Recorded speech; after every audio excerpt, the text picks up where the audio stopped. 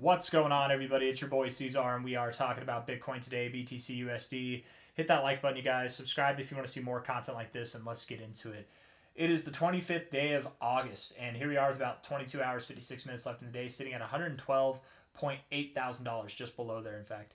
I wasn't going to make a video right now. I was going to wait to make a video a couple hours from now, but looking at the price, I'm like, damn, I need to get on here, man. I need to talk about this because we've had a flash crash. It looks like we've had a flash crash. It's very possible that it could go lower, but that is a hell of a reaction off of this area. And I think looking into the short-term stuff, it's very, very possible that that was the low, right? And of course, we expected that this was the low. Up here, I was calling for that to be the low, saying that we were going to move higher, but I hope I put a lot of people on notice that a flash crash could happen. And the flash crash I was calling for was down to about 110 to 100, really 108K, somewhere in that area. But it wasn't a call. It wasn't a call. It was just more of like putting you on notice, right? And the lowest price that we saw so far is down to about 110.7K. Now, if there was more to come, I think I'd be concerned, right? If there was more to come, because typically these flash crashes, they are very fast, right? Like let's go back in time. Let's go back in time and look at how this one happened here. I mean, that was a one-day crash, and then boom, then we moved up, right? We had a lower low of this whole range. It kind of looks similar, doesn't it? It kind of looks very similar to what we're doing here. So today might be a really good day, Monday. Starting off the day on a red note, it's not a bad thing. We had a very similar thing here. You had a lower low, flash crash down, and then you came back up, a little bit of double bottom, in all honesty, right there, right? And then, of course, who can forget the low here on January 13th? And then we had the August 7th or August 5th low as well back in 2024, going all the way back here, right? Ending that was the low of this overall consolidation phase. So Bitcoin, it's very accustomed to seeing these large kind of movements down right before we move up. And again, as I said before, I'm not saying that I called for this. This was not the call. I'm surprised that it happened. I really did think that we'd be moving up by now. I didn't think that we would move lower, statistically speaking, and from the charts perspective, things looked really good. But there were a lot of longs, and I bet there are still some longs. Let's see. Go into ETH. I actually want to refresh this. Look at how many longs there were versus shorts. Now look at let's just see that transition. Yeah, humongous transition. There's like less than 2 billion in shorts before. Now there's almost 3 billion. There's like 5 billion in longs before. Now there's less than 2 billion. Total transition in positions there. If we go to BTC here, BTC, same thing, man. Yeah, crazy stuff. The longs have gotten wrecked, and that's good. That's good. We want to see that happen. 7-day time frame here. Yeah, there's a lot more shorts piled on, you guys. We cleared out so many longs. And the thing is, again, we could go lower. We could go down to that 110K area and just clear out all of these longs as a whole. But as we look into the short-term stuff, I think it'll make more sense that this was the low that we're looking for. And again, typically these flash crashes, you don't crash down once and then the next day you crash again. Stuff like that would suggest that we've got lower prices to go. So hopefully we don't see that. I'm not saying we can't go lower than this low, or that if we do that it's terrible. I'm just saying ideally we bounce from here, we recover rather rapidly. Let's look at the 1 hour time frame, okay? I think we'll shed some light on this with the 1 hour.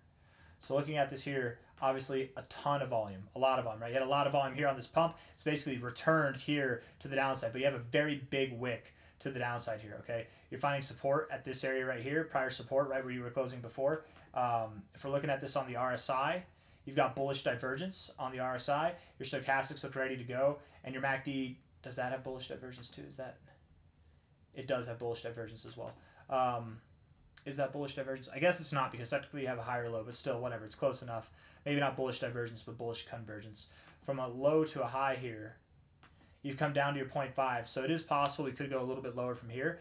I don't know if we go below this low. In fact, I would be surprised if we did go lower. But if we were to go lower, the area in question would probably be about $110,000. Okay, something around there. Maybe as low as like 108.5 thousand, but that would be the lowest that I could see us go to. And again, if we see those levels, I would expect a very quick prod. We would ideally see a quick prod, because we're just slowly bleeding down there. That could spell trouble for the longer term stuff, right? I still believe that this end of month rally for August is going to happen. I think that we will be at new all-time highs coming this week, and starting off the week to a downside is actually a really good thing. Typically, green weeks. Let's go over here. Let's look at this on the weekly time frame. Going from the 1 hour to the weekly, we're jumping here, man. Typically, these green weeks, if you look, they all have wicks to the downside. Typically, not all of them. Some of them are just, they straight up move, right? You don't need a wick to the downside, but these wicks are formed by opening the week to the downside first. So the fact that we've come down to begin this week and we're right at the same area where we found support. Oops, that's not what I meant to do. Let's see. right at the same area here where we found support 2 times before on a weekly basis, right? It makes sense that we would bounce here. I wouldn't be surprised at all if we bounced here. Again, it's like a horizontal channel with some blemishes. That's really what it is. At least at the moment, that's my thoughts. And we're still finding support at prior resistance here with this wick, okay? Depending on how we react now. I want to look at the 4-hour time frame actually, because we just looked at the 1 hour, and things look good enough. The 4 hours where things get interesting, and this is what really makes me think that it's really undeniable at this point that we're going to start moving up. That I think by the time most of you watch this, hell, by the time that, if you go to bed and you wake up in 8 hours, it's going to be a whole different world of crypto that we're living in. Okay, I really do think that we're going to move up here with a vengeance. If you're looking at this on the 4-hour RSI, we have a very powerful signal here called triple bullish divergence, right? Which doesn't normally happen. It's really hard to attain. But that's where you get a low, a higher low, that's bullish divergence, a higher low, that's double, another higher low, that's triple bullish divergence, all in the same trajectory. Oh, I guess we don't have triple bullish divergence though, do we? We don't. We only would have if this 4-hour candle closed lower. So damn, no triple bullish divergence. But I say damn, not because now we're going lower. I say it because that would have been a nice look. But even still, we've got this nice trajectory here on the RSI that would likely prevail and send us higher, right? You don't need bullish divergence to mark a low, and this is still a very bullish look on the RSI. But technically, and this is technical analysis, technically this low to this low here is not bullish divergence, right? Because that low is higher than that low on a closing perspective. It is a lower low on a price perspective, but it's a higher low on a closing perspective. A lot of volume here. A lot of volume, right? A lot of buying volume is what it looks like. Stochastics look like they want to cross up, which is nice. The MACD is wrestling the 0 line, man, which is not ideal, but it's not bearish at the moment. I wouldn't say it's bearish or bullish. It's just kind of we're waiting to see, and that's what you get with sideways price action, so it's kind of indecisive. I suppose, if I'm being honest with myself, I don't like the stochastics being pointed down, but with this blue line coming up like this, if we can make this 4-hour candle close green, this can turn around here, and that would actually look really nice. And maybe the orange line goes a little bit lower. We bounce off the 0, but that's fine. Looking at the daily time frame here, and the RSI I think looks great. The daily time frame on the RSI, we did reject the 50, which is not ideal, but we're at the 40 now. We're at this area. We still have higher lows. We're still getting overbought and finding support in the same areas that we found support before, so I'm not too worried about that at all. Still left a very big wick on yesterday's candle close, and we do have, is that bullish divergence? No, but we have higher lows in the stochastics looking like we want to bounce off the oversold area here. Higher lows in the MACD still looking like you want to bounce off the 0. We just need to start moving up today. So not financial advice, not a financial advisor. If I'm right, by the end of today, we should have another day that's more or less like this day here, right? Another day where we're up 3% or more by the end of the day. That would be nice. And if not at least 2% or something like that, that would be nice. Really erase the past transgressions of the last 2 days, or at least yesterday itself, and then show that we really are at this area of support. I think if we were to break out, here's your support zone. If we're grinding this out and you were to break out, why wouldn't you have just kept going? You know what I mean? A lot of people, myself included, were convinced that we were moving up. I shouldn't say a lot. There are some people who are still calling for the downside, right? There is a good little mix of bulls and bears right now, but I would very much expect that we do continue to move. I think we're going to have an end of month rally going into the end of August here, and this week is the last week in August, so it starts right now. I don't have anything else that I want to say. I've said it all. Can't be perfect, man. I'm definitely not. I've been wrong before. I will be wrong again. I've been right before. I'll be right again. But the low that I called for originally was, I want to say, is at 113.1K. How off was I? I was probably off by 2%. I'll take it. Whatever. 2% off on an overall 11% move. It's not bad. It's not bad. It's not a 90%, but it's like an 89 or 85%, right? I got a B plus. So cool. Whatever. Not a big deal. And again, at the end of the day, I think calling for this area to be the low, calling for the exact low, whatever, it's going to be negligible whenever it comes to seeing the actual highs come into place, right? And again,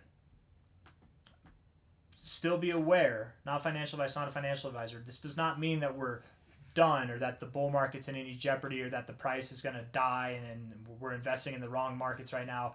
But if we were to see the price go down to about 110K, 109K even, 108K even, we would just be liquidating about $5 billion in longs. So we might have to do that before we officially move up. But with that being said, you guys, there's a ton of shorts piled on right now.